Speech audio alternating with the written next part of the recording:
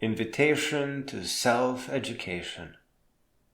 When learning for real, there is no such thing as failure. There is no punishment, no memorization, or even useless noise. There's only an impossible to resist adventure, and most of these adventures are just tiny branches on a much larger tree of personal knowledge. As I write this, a dozen schools failed to teach math, and math is being taken down as a requirement anyway. Schools have long ago betrayed their students by forcing them to pretend to learn under the threat of punishment.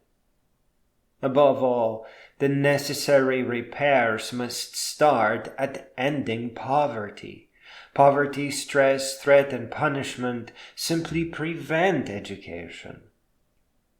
Today, however, nobody is wise enough to even begin thinking about building universal income programs. Politicians simply don't understand anything, and those who do probably hate the idea. And that is on top of all of them being mutually deadlocked with lies, manipulations, and probably corruption. It should not come as a surprise that ineffective education creates ineffective politicians and ineffective politics. Kurt Vonnegut nailed this when he said, "True terror is to wake up one morning and discover that your high school class is running the country." But no matter how bad things will get, or even if they improve, profound, real, and effective self-education will always be the best and most trustworthy. The word self in self-education stands for self-directed, self-paced, and self-respect.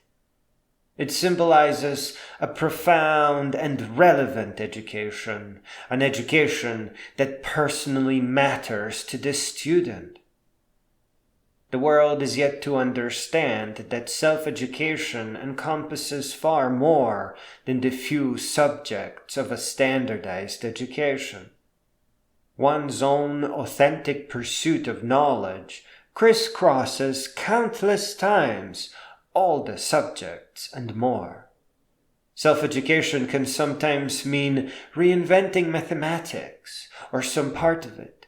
And it certainly means encountering it from multiple relevant perspectives and multiple independent and precious pursuits.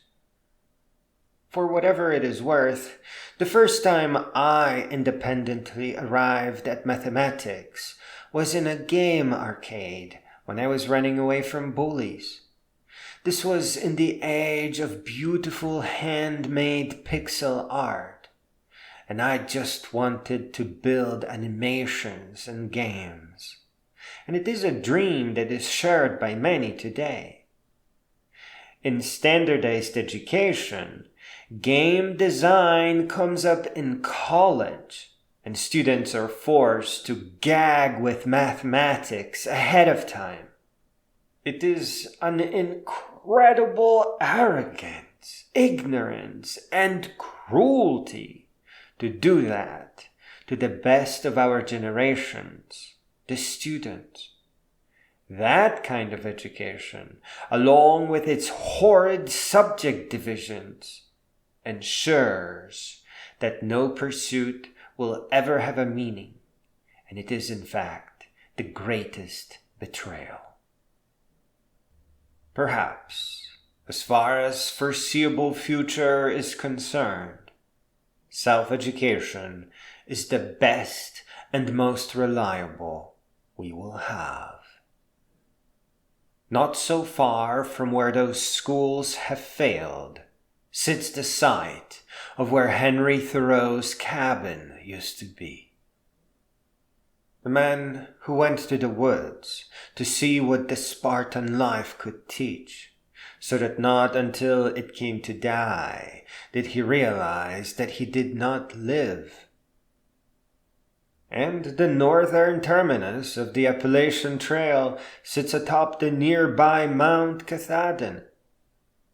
To provide the new adventurer with all the narrated books written by clear thinkers that change lives, all it takes is a public library card and a phone.